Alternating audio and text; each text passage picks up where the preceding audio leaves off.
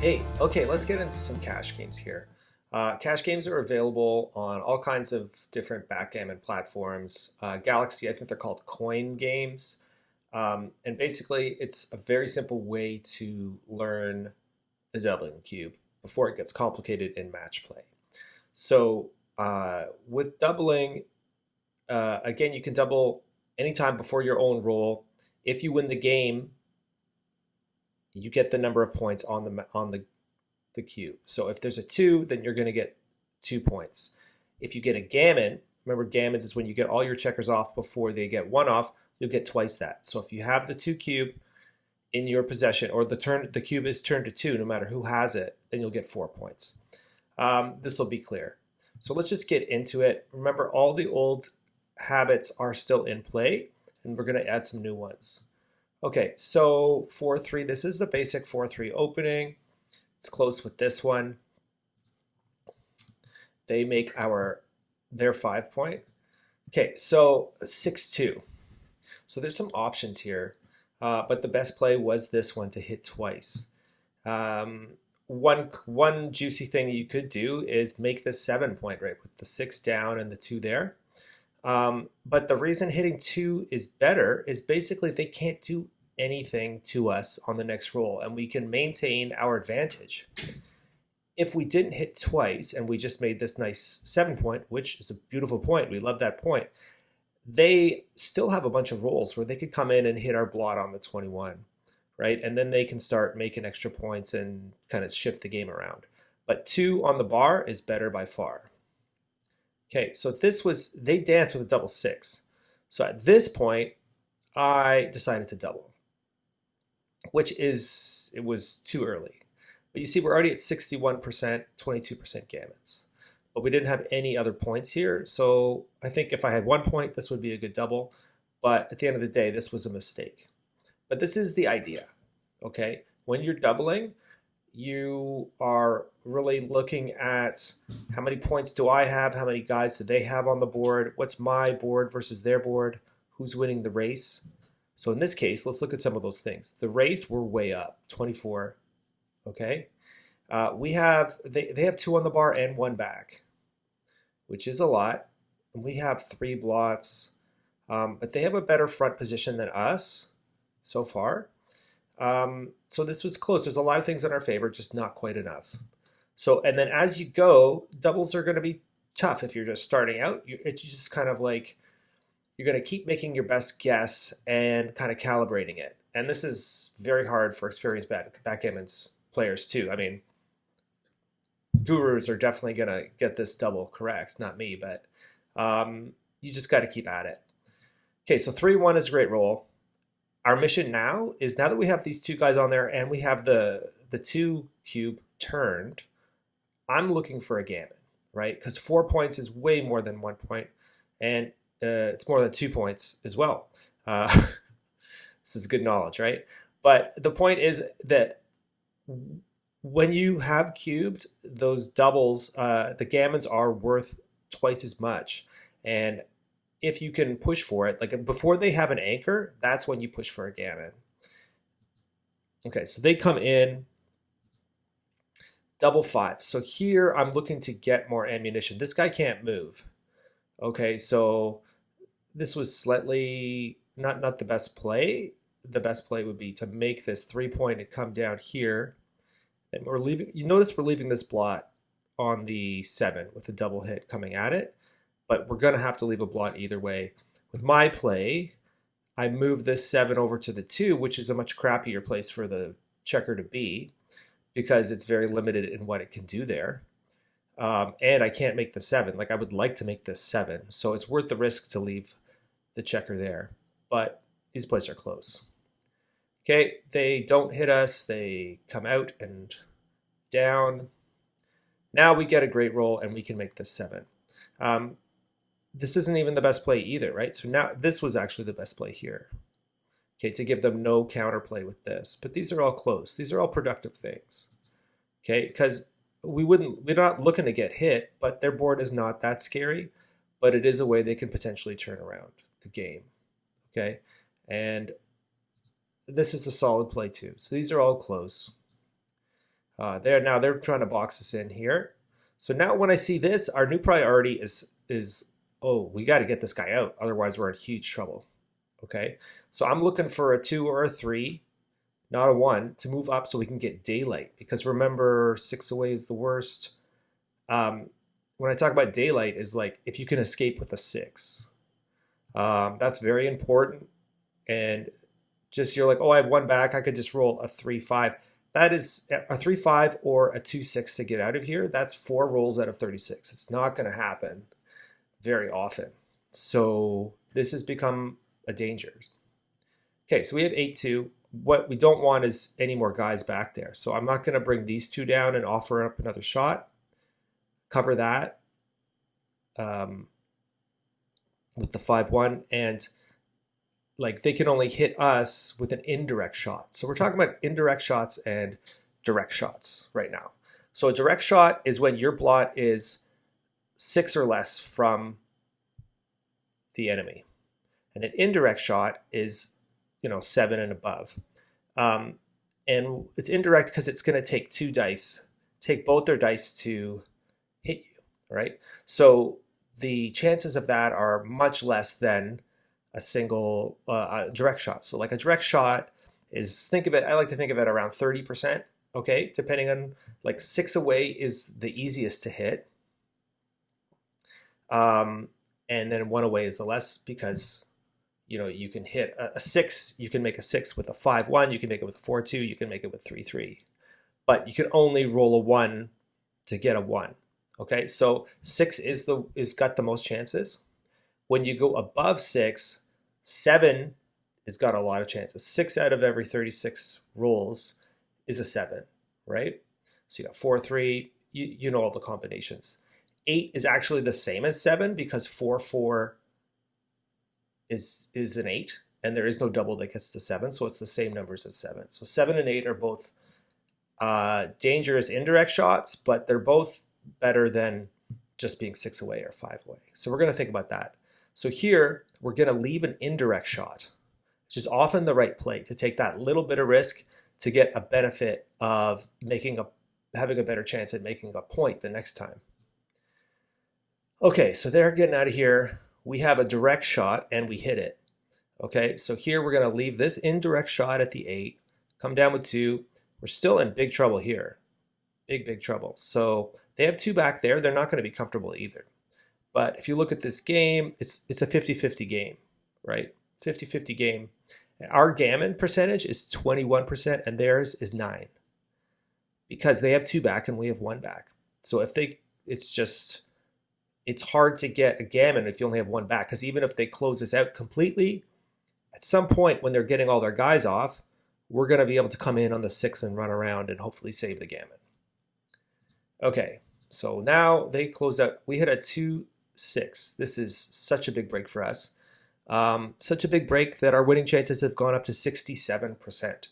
Okay, so it was like 50% like 1 roll ago. So yay for us. They're making an anchor here, which is going to help their gammons. Our gammons are only 19% now, but we're still going to win. I don't want to get hit here. So 3-2, you look at this and you're like, oh, I can make this 4. Isn't the 4 super important and great?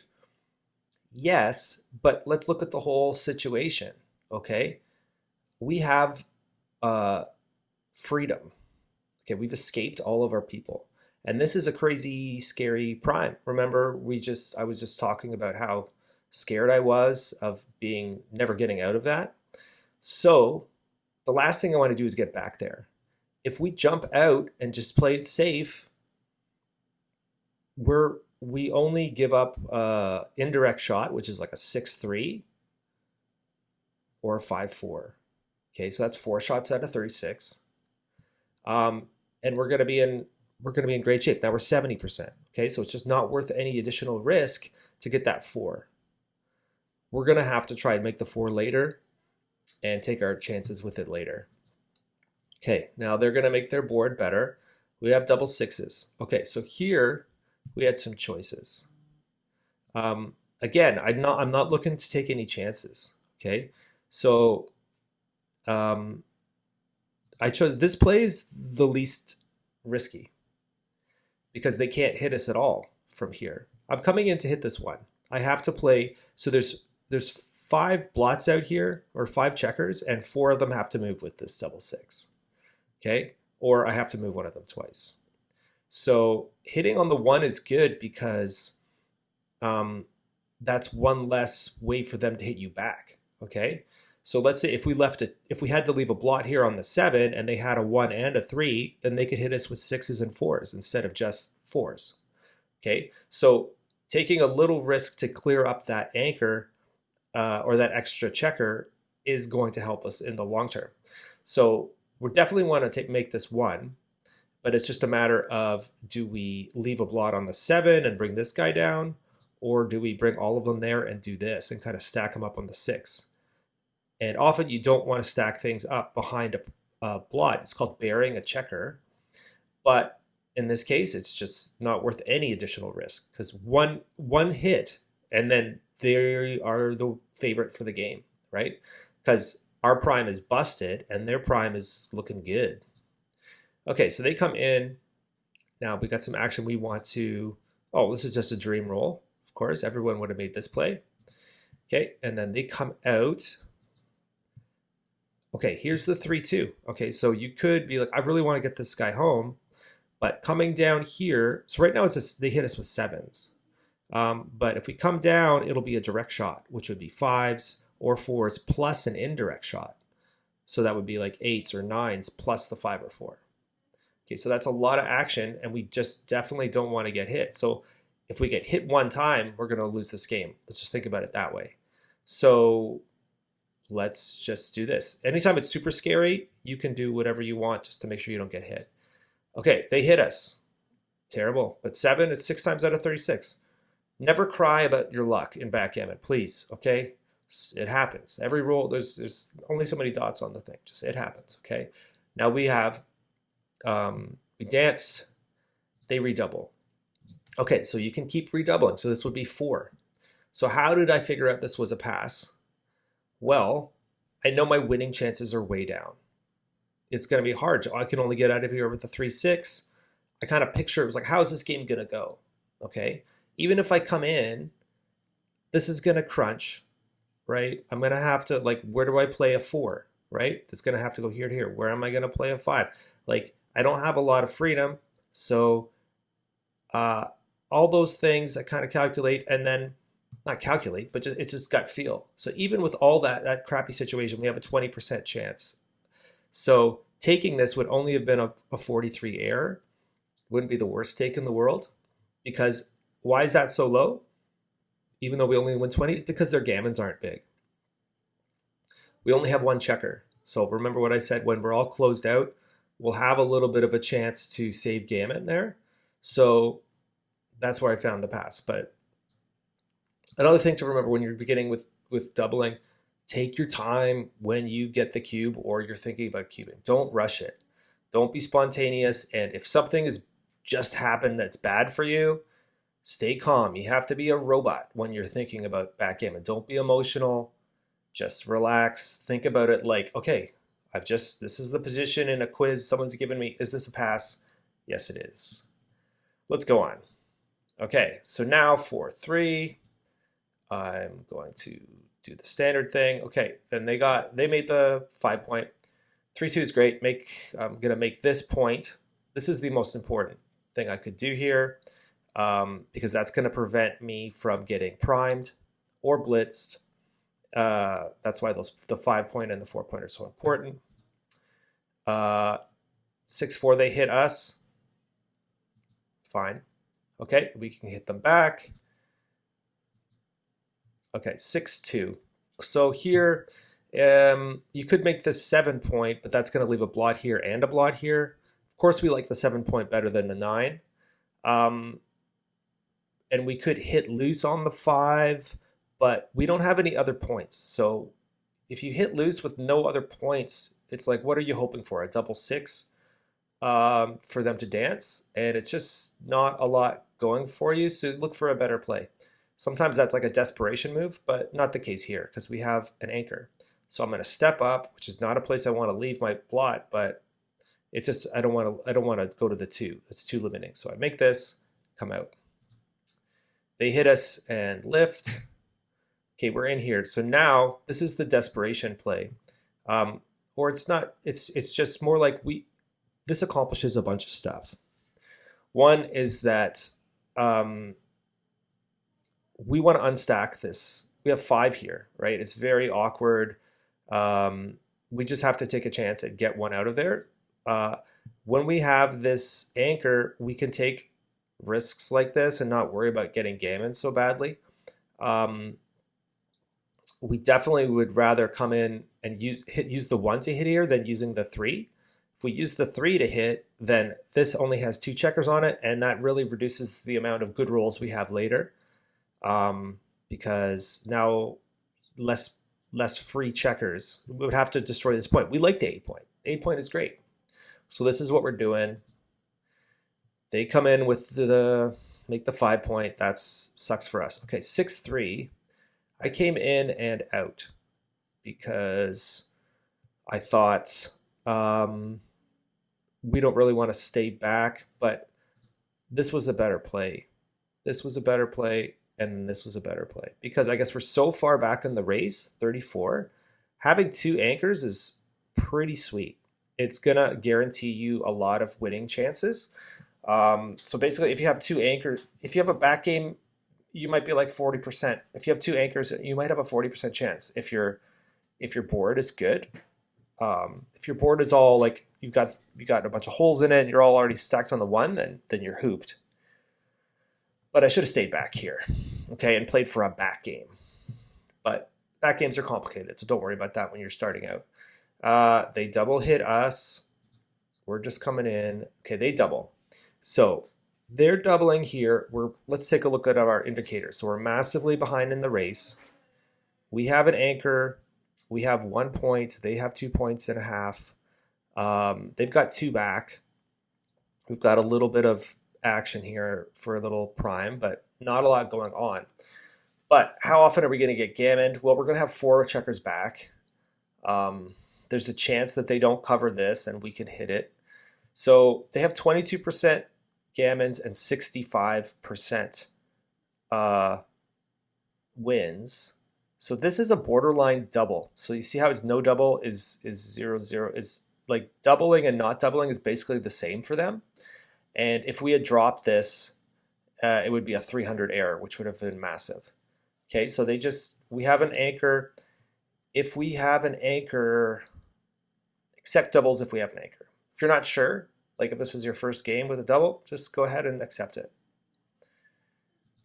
You're going to be wrong a lot of time, but this is it's better than just going in completely dark. Okay, so now we're finally coming in.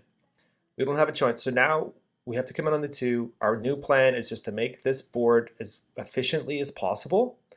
When we have 4 guys back, or at least more than 2, we don't want to like make these points out of order. We don't want to make the 2 or the 3. We definitely want to slot this thing here. We don't want to go 6-3. We just want to make the best trap possible. Okay, so they hit us. We're on the bar. Boring. Okay, so here we go with 5-1. We have to come in there. So this is like I said, even though we like the 9 point, we're going to make these points in order. You know, if we did this, look how big an error it is. It's almost a 50 error. Okay, they're coming home free. 3-2. This is a mistake, okay? I should have done this and doing this. Okay, so I was like, let's make this efficient, blah, blah, blah, like I'm always saying. But I should have slowed down and looked at this, right? All the best plays are all but the same when you move this 24 to 21. Because basically, what good is this checker doing? Is it really going to give us an extra shot? They're pretty well set up. We don't have a lot of good contact value here. They're going to do whatever they want. And having this other one back just gives them more potential futures where they hit us and we're on the bar, and that means we get gammon that more often. Okay, so if you look at the gammons here, if we do this play where we put the 24 to 21, they get 38% gammons, like 40% gammons. But my play, it's 50% gammons. Okay, so we're going to win 15% here, and we're going to win 12% there. So 3% less wins, but like 10% more gammons given up. So a good way thing I should have thought about is like when I'm obviously losing this game, like I clearly am losing, I should think more about like the gammons. Can I reduce the gammons? Okay, just like don't kid yourself. You're only winning 10% of these games or 12%. So just don't give them an extra blot to shoot at. Okay, because this is money. That money counts. Okay, so we're just gonna race. These things don't really matter. Coming in, our only chance is to get some action here. Okay, so we're coming in, coming around. We're gonna stay back, try to get a shot. Doesn't look like we're gonna get a shot. So here you run already because when you're one away, it's very rare to get a shot, and they're not really going to hit us. They're going to take off with the one. So at this point, we are 93% going to lose and 10% gammons. Okay, but if we don't run, it's 11% gammons, and it's 93% still. So it's just more gammons. Okay, so get that race going. When we're saving gammons, we're going to be aware of crossovers. So crossovers is when you go from one section of this thing to the next section. So there's 4 sections, 1, 2, 3, 4.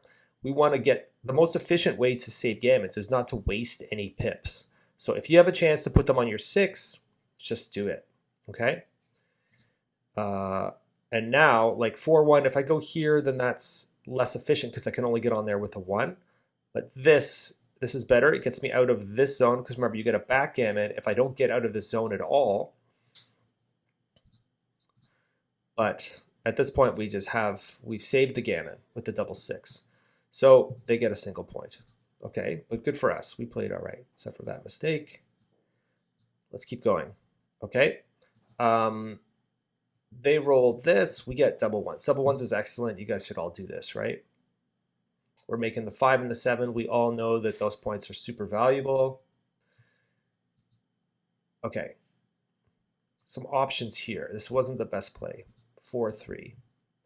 We'd really like to split before this gets hairy, because this is pretty. They have 10 in the zone here, like 10 in this area is called the zone, which means they could blitz me, but also they could start priming me by making the 20, the 18, the 21. They're probably going to make one of those points next turn. So this is why, like, and also this is why we would like to split, which gives us much bigger chances to get an anchor or escape or hit their blot than by just staying back on the 24. If they're priming you and you're on the 24, it's very, very hard to win. So here, the other decision is to lift this 8. Remember, we're talking about indirect shots. Leave indirect shots, not direct shots, okay? So this would be a direct shot, 2 to 8, okay? That's 6 away. That would be too many. It's just like too likely to happen, okay? So we're going to put that on there, and we're going to come down 1. But even better would be just to put that up there and just take our chances by stepping up. They're making an anchor. Now I'm splitting and picking this one up. I don't want a direct shot. They are running. They got a double 6. Okay. And then we got a lucky shot here. Hit him with a 5. So they come in here. We're not thinking about doubling at all, right? Because we are behind in the race. It's very rare you're going to double when you're behind in the race, unless you have a crazy prime or something, okay? 6-1, we're definitely going to hit. We're hoping to just keep them in here, but they rolled some awesome stuff and hit us. Okay, 5-6. So we're coming in on the 5, that's forced. The 6 could be jumping out here or here, but we're behind in the race. When we're behind in the race, you stay back, okay? Behind in the race, stay back. That's like the first thing. Okay, 4-3, we're going to make this point just to make it juicier. Okay, so maybe you guys would have thought to make the 20 points. Where is that? Yeah, maybe you'd think to make this play. And this play is a blunder. It's 120. And this is kind of like a play I would have made when I was starting out, because you're like, well, I don't want to get gammoned. And, you know, this is the most important thing. But if you look at it, they don't have any points, okay? They don't have any points, which means if I get hit, I'm probably coming in. And if you imagine you have this point, it's so easy for them to just throw checkers over your anchor and just doesn't matter what they look like. So that's like this free space for bad rolls for them. Okay, so it's going to be very difficult for us to get a shot because they're all spread out. So our best bet is just to have the biggest contact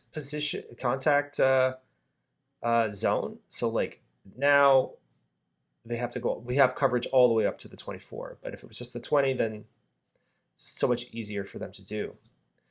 Okay, 3-1. Let me just look up the percentages here. So our play, we win 35%, and that other play, we win 29%. Okay, they only get 1% gammons here, but with my play, they have 11% gammons.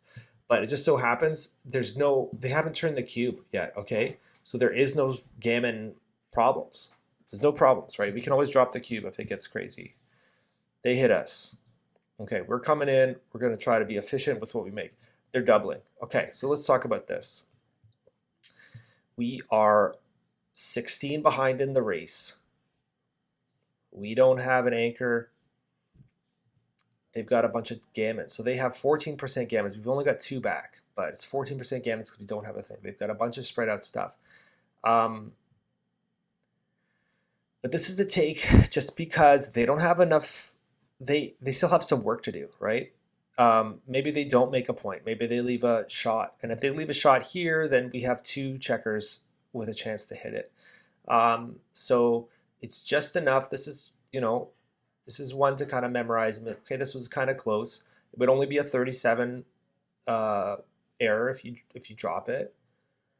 See what happens. Okay, they come in with, here they're getting a little bit more stiff. We have double 5s. These guys can't move. Just trying to bring stuff down. These are all kind of the same.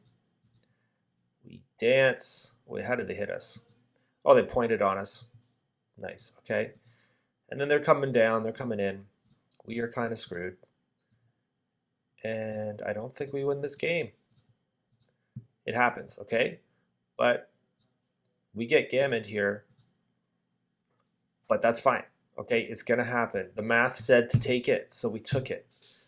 Don't feel bad because you lose the game. Backgammon is not about winning. It's about your PR. Okay, so 6-1. It's a good start. We're making that 5-3, okay? So 5-3, you could be thinking about making this point here. The thing is, like, the 8-point is also good, right? So I don't want to sacrifice the 8-point for the 3-point. I like the 3-point better than the 8-point, but this is also kind of cool. I do want to split, right?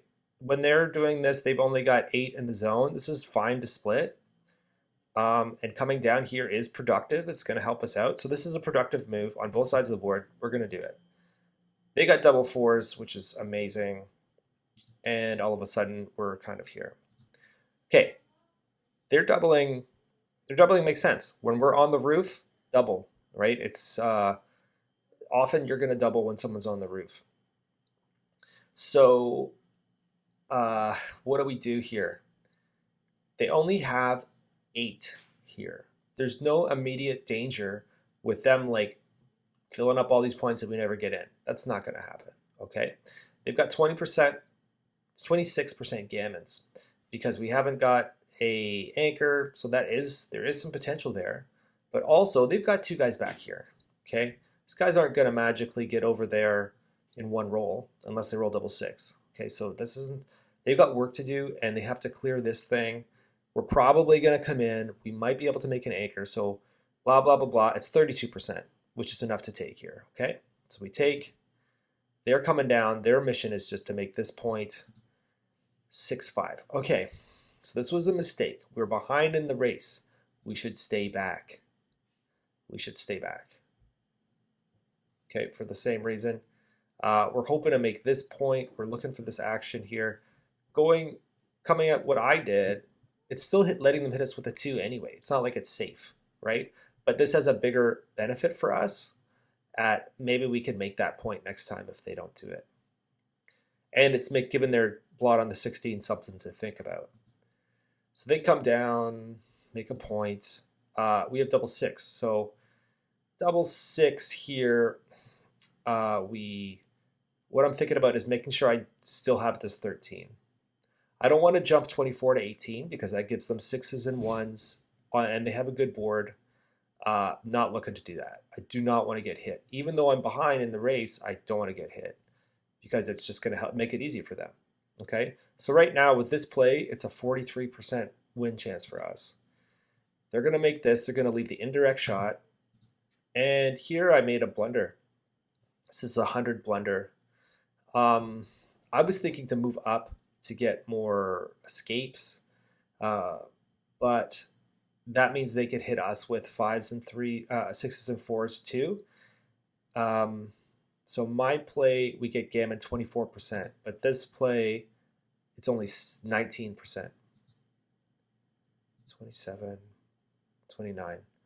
So this play wins more games as well. I was like, I like this 8, but really, the 8 is only 3 away from the 5. We're not priming them. This prevents them from priming. It's over. Our prime dream is gone. Okay. Our best bet is to make some points and try to hit them later when they has to run from there. Okay, and then we get hit, and then I'm coming in. Okay, this is gonna get bad. Okay, we're in trouble here. This is pretty obvious stuff. We're coming out. So here we're coming out. We want to stay back, but like if we stay back, we're gonna get hit with 5s and 2s and 7s and 9s. It's like too much action. So we might as well run. We're not gonna win this game, probably, so we're trying to save the gammons. So this place gives them 23% gammons.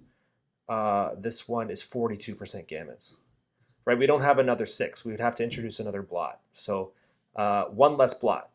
That's habit 1. Right? That's going to really impact our gammons. 4-3, we're just tidying up. Our best bet is try to hit this guy when it comes out. So I'm still trying to make a good board. And I've made a mistake here. Okay? I didn't want to leave this. It's just going to give them more chances for the gammons. This gives 6% gammons. These gammons aren't a consideration here. It's just more wins. Okay, so 38. If I do this, I only win 32. Okay, so it's just 8s, gives them 8s to crush us, right? So just hold on, make your board a little bit uglier. It's not that bad. And they can't leave yet. Okay, wow, we got a shot here.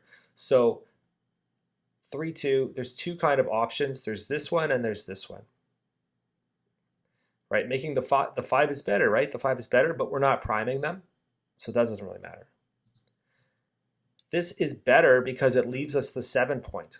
Okay, that's less return shots. So 2-5 would have, actually it still hits us, but like this is one more blot for them to get at. Hitting us with the 4 is no longer a thing. So this is the better play. Now it's a 50-50 game. But they dance, okay? This is huge. So it was 50-50 game. They danced.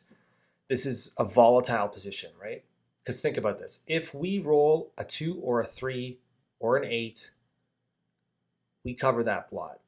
And what happens if we cover that blot? We're going to win the game. It's going to be like 90%. Okay? So this is the time to double. Okay? You don't want to wait till you make it, because if we roll, maybe we don't make it. That gives them a free shot to get out. And then a good time. So now that we have the cube, you can think about, is this too good to double?